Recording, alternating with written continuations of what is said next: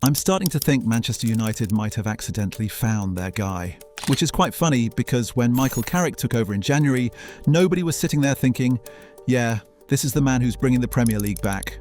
Forget the title. United was 6th, Amorim had just been sacked, and Carrick was basically there to stop the season from becoming another complete mess. It's a great feeling for me to be in this position, you know. I think I'm eager to succeed, you know. We've got a big job to do. It's an important job, and it always is here too. Then he took 39 points from 17 league games. Yeah, 39. And that number gets a lot more interesting once you actually stretch it across a full season, because suddenly you're looking at around 87 points. Arsenal had just won the league with 85. Now, obviously, football doesn't work like that. You can't just copy and paste 17 games across an entire season and start planning the parade. But this wasn't some soft run either. Carrick's first match was against Manchester City, and United beat them 2-0. A week later, he went to the Emirates and beat Arsenal.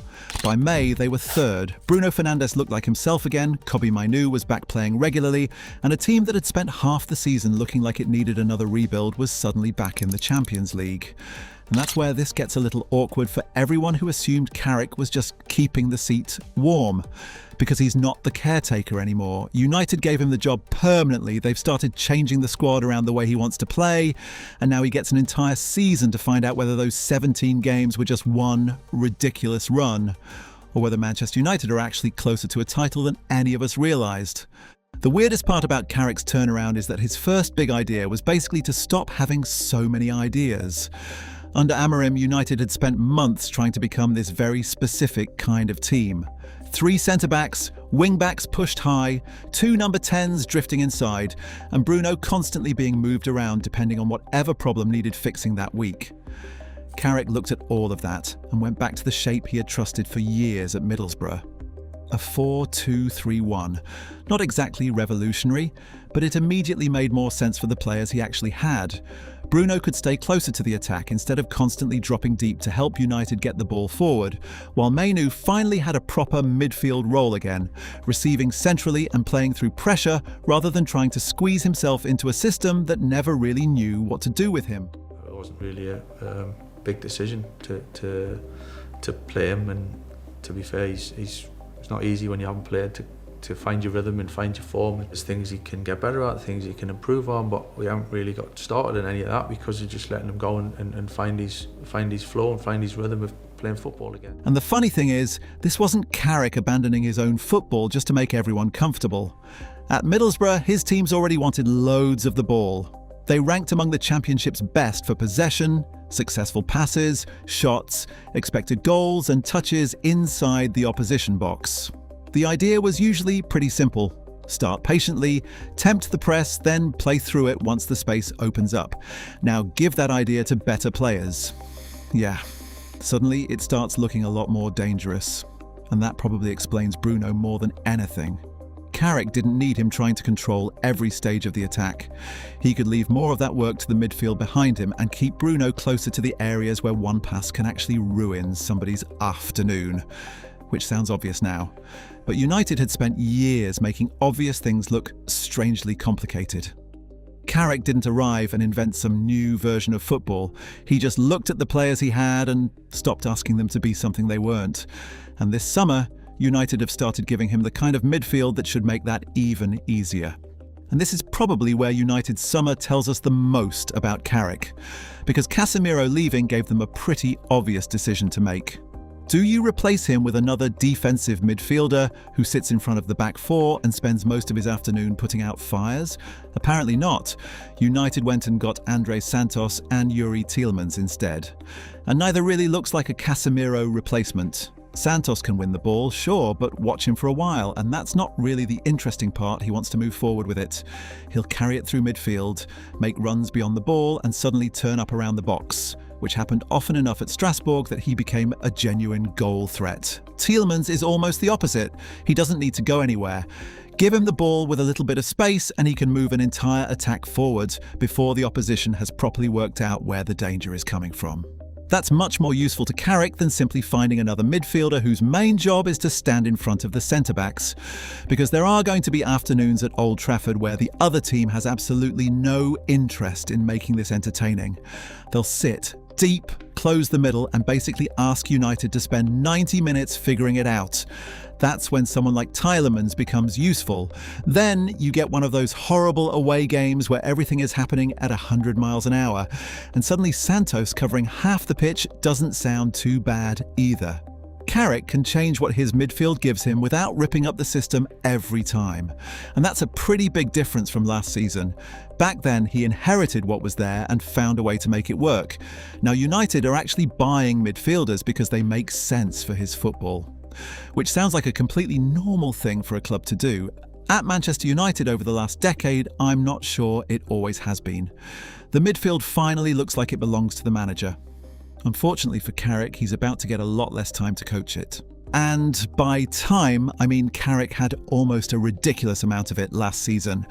United weren't in Europe, both cup runs ended early, and by January, there was basically one thing left on the calendar that mattered. The Premier League. They played only 40 competitive matches across the entire season, their shortest campaign in more than a century. Now imagine taking over Manchester United halfway through a season and getting that schedule. Carrick could finish a match on Saturday, watch it back, spend a couple of days fixing whatever went wrong, and still have time to properly prepare for the next team. Managers would kill for that. Well, he's definitely not getting it again. United are back in the Champions League, which means Carrick is about to deal with something he's never really experienced as a manager. And I don't just mean playing more matches. Say United have a Champions League game on Wednesday and then Newcastle away on Sunday. Carrick isn't spending 4 days on the training pitch preparing some clever plan for Newcastle.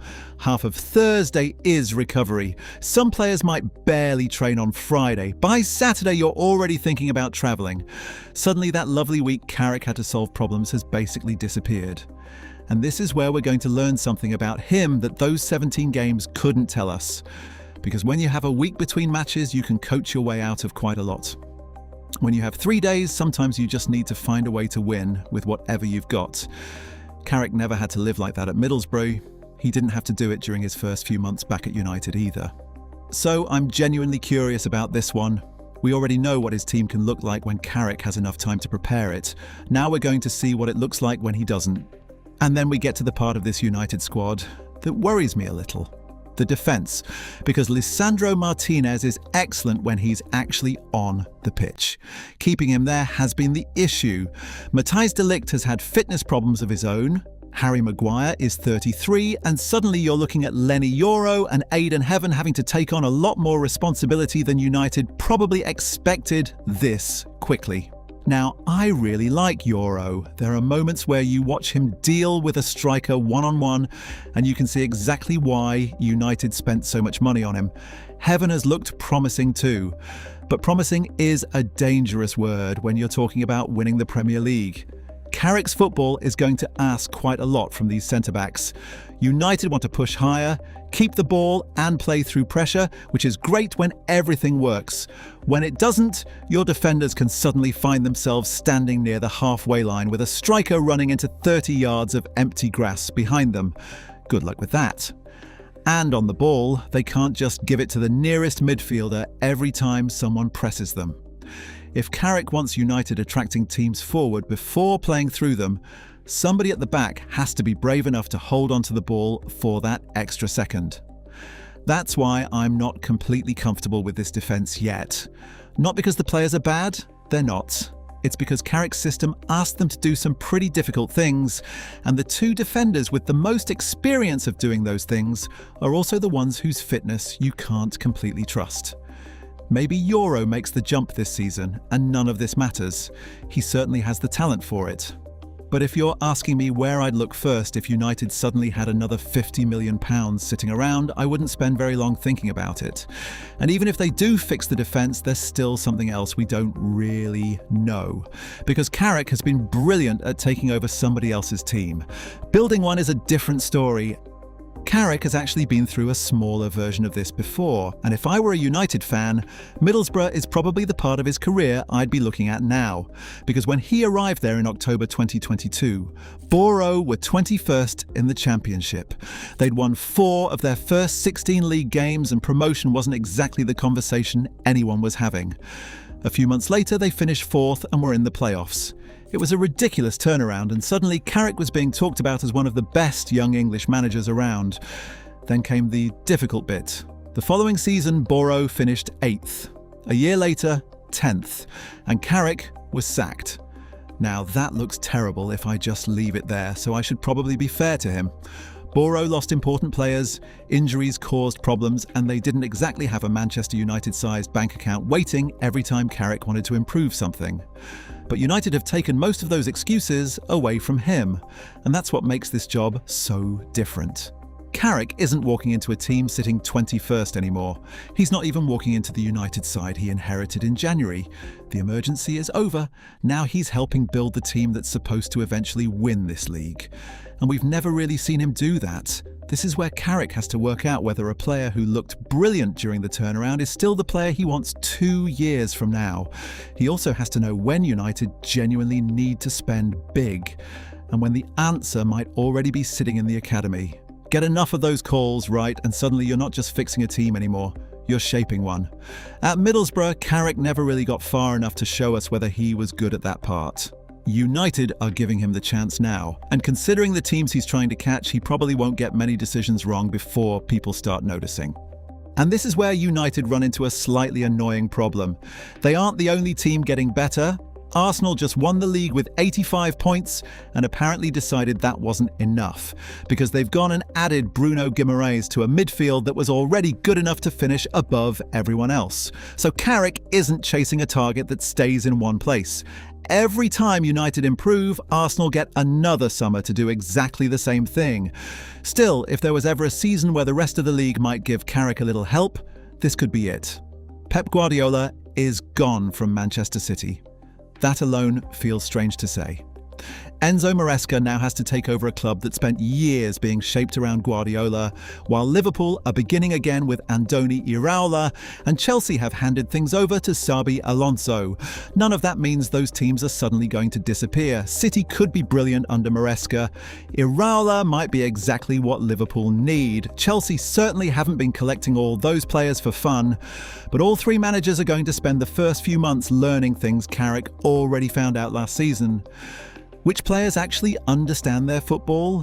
What survives when a match becomes chaotic? And, probably most importantly, who they can trust when things aren't going well? Carrick has already had those uncomfortable lessons. The problem is, Arteta has had years of them. Arsenal know exactly what they are now, and adding Guimaraes only makes the team Carrick needs to catch look harder to catch. So maybe United don't win it this season. That wouldn't automatically mean Carrick failed. What would worry me more is getting to May and realising they're still miles away. Because if United spend the season hanging around Arsenal, making them uncomfortable and reaching those final few months with something still on the line, then this whole conversation changes. At that point, nobody is asking whether Carrick has made Manchester United better anymore. They're asking how long it will be before he finishes the job. So, can Michael Carrick actually bring the Premier League title back to Old Trafford? Yeah, I think he can. I'm just not sure I'd put money on it happening this season. 17 games is enough to make me take United seriously again. It's not enough to convince me that every problem they've had for the last decade suddenly disappeared because Carrick walked through the door. And maybe that's fine, because when he came back in January, winning the league wasn't even part of the conversation. United wanted someone to get the season under control. Instead, Carrick got them back into the Champions League and played well enough that we're now sitting here wondering whether he can go after Arsenal. That's a pretty ridiculous change in expectations. There's also something quite fitting about Carrick being the one trying to do this. The last time Manchester United won the Premier League, he was right in the middle of it. That 2012-13 season was arguably the best football he ever played. Ferguson trusted him completely. United won the league by 11 points, and then, just like that, the whole era was over. Carrick stuck around long enough to see what came next. He played under Moyes, Van Gaal, and Mourinho. He saw United go from a club where winning the league felt normal to one where simply getting back into the Champions League could save a season. So he doesn't need anyone explaining what changed at Old Trafford after Ferguson left. He lived through it. Does that make him a title-winning manager? Of course not. But Carrick has already done enough to make the question worth asking, and considering where United were when he took over, that's probably the part nobody expected. For 13 years, this club has spent a fortune looking outside Old Trafford for someone who could take them back to the top. It would be pretty funny if the guy who finally does it turns out to be someone who already knows the way.